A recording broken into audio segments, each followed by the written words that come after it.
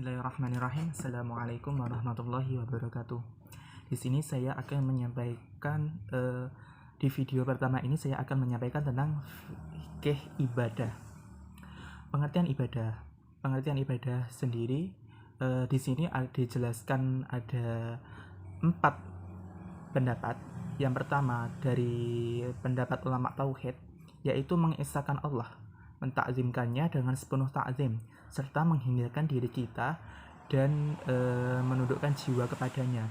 Jadi kita itu mengesahkan Allah, mentakzimkan dengan sepenuh takzim dan menyerahkan jiwa kita, menundukkan jiwa kita kepada Allah. Yang kedua, menurut ulama akhlak, yaitu mengerjakan segala sesuatu, segala taat badaniyah, dan menjalankan segala syariat atau hukum. Jadi kita itu harus mengerjakan segala taat dan menjalankan semua syariat atau hukum-hukum dari Allah. Yang selanjutnya, pengertian dari ulama tasawuf, yaitu seorang mukallaf mengerjakan sesuatu yang berlawanan dengan keinginan hawa nafsunya untuk membesarkan Tuhannya. Jadi kita itu melawan hawa nafsu untuk membesarkan Allah. Jadi kita itu melawan hawa nafsu. Dan yang terakhir menurut Ibnu Taimiyah, yaitu segala perbuatan yang disukai Allah.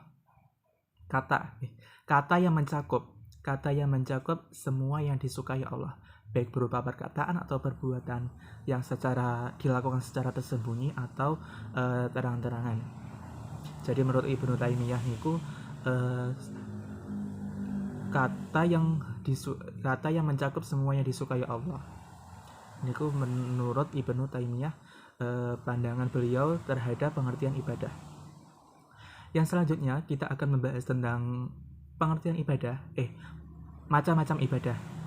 Macam-macam ibadah ada 2. Yang pertama, ibadah mahdhah atau hablum minallah, hubungan seorang hamba dengan Tuhannya. Hablum minallah contohnya zakat, puasa, haji, ya. Terus yang kedua ada ghairu mahdhah. Ghairu mahdhah niku hubungan selain hubungan dengan Tuhannya, seorang hamba dengan Tuhannya juga berhubungan dengan seorang hamba dengan hamba atau hablum minannas.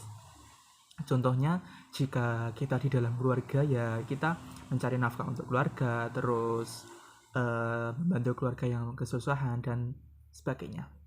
Jika di lingkungan kita mengadakan kerja bakti, gotong royong, dan sebagainya. Ibadah mahdhah itu ada dibagi 2, yaitu muqayyadah dan ghairu muqayyadah. Muqayyadah niku ibadahnya dibatasi. Contohnya sholat wajib niku kan nggih 17 rakaat dalam 1 hari. Jadi ibadahnya itu dibatasi. Dan ghairu muqayyadah yaitu ibadah yang tidak dibatasi.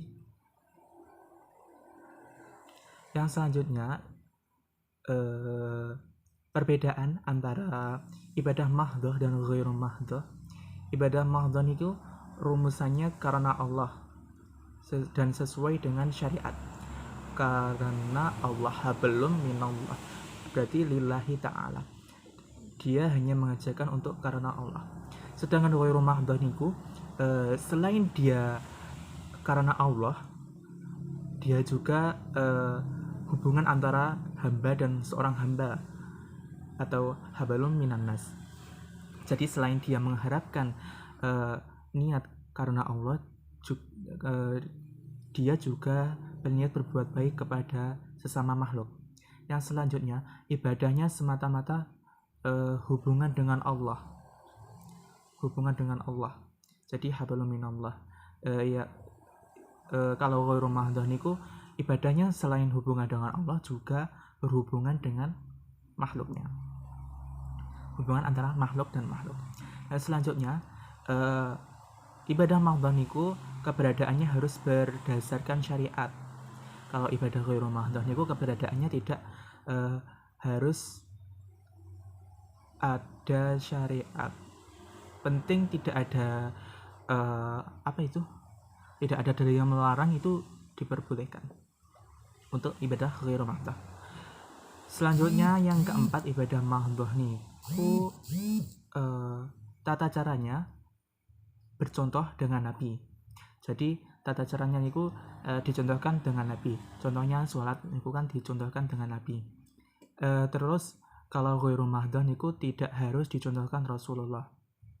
Tata cara pelaksanaannya itu tidak harus dicontohkan dengan Rasulullah. Pembahasan yang selanjutnya yaitu prinsip ibadah. Prinsip ibadah itu ya niat, terus lillahi ta'ala, karena Allah, ikhlas, seimbang antara dunia dan akhirat, dan tidak berlebihan. Contoh yang berlebihan niku nggih menurut saya niku sholat duha. Contoh sholat duha nggih. Sholat duha niku nggih mboten ndak usah banyak ya. Ya ndak usah banyak kalau sholat duha sampai 30 rakaat niku kan gak berlebihan. Jadi harus seimbang. Tidak hanya mementingkan diri sendiri, tapi juga mementingkan orang lain. Tidak berlebih-lebihan dan tidak menggunakan perantara. Maksudnya perantara di sini maksudnya pomo kon gajuli koncone nopo perantara nopo. Demikian yang dapat saya sampaikan, ada kurang lebihnya mohon dimaafkan. Wallahul muwaffiq ila aqwamit thoriq. Wassalamualaikum warahmatullahi wabarakatuh.